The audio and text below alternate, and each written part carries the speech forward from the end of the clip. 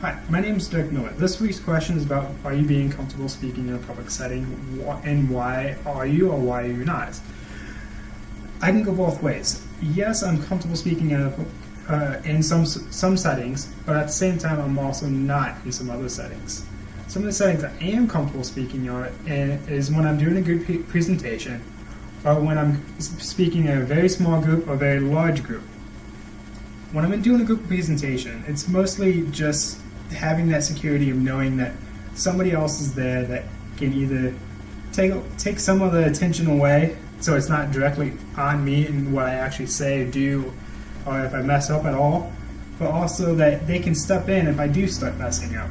It's having that security of knowing they have my back and I can have their back while doing the presentation actually really helps make me feel more comfortable speaking when I'm presenting to a large class or just in a work presentation.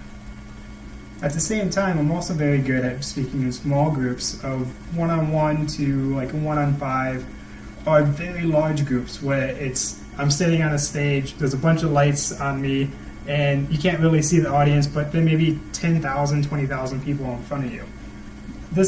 That setting on the stage allows you to kind of have that intimate feel of only seeing maybe 5, 10, maybe even 100 people, depending on the situation. Or it can make you feel like doing one of these discussion videos where it's just one-on-one or one-on-none, actually. But there are some situations where I'm not very comfortable, and that's mostly where it's that in-between group. I'm standing by myself presenting, or there's a kind of a large group where the faces kind of start blurring together, so you can't really read the audience. That's when some of my fears start to come out. And some of the fears I have are flailing my arms about. As you probably noticed, I talk a lot with my hands, and I like to move when I talk. Other things I'm worried about are people being bored of what I'm speaking for. I mean, I'm honestly not the very most fluent and most extravagant person when I'm speaking, but at the same time, some of my topics are pretty good and some are not. And I'm always worried that my classmates or my coworkers won't find interest in what I'm saying, and they'll just kind of tune me out. Which is kind of ironic, because having nobody pay attention to you while you're speaking can be kind of a stress reliever for some people who don't like that attention on them, like me with presenting in smaller groups. But at the same time, I'm always worried about them just wasting their time. The third thing I have trouble with is I do have a speech impediment, and sometimes that's kind of playing into how I speak.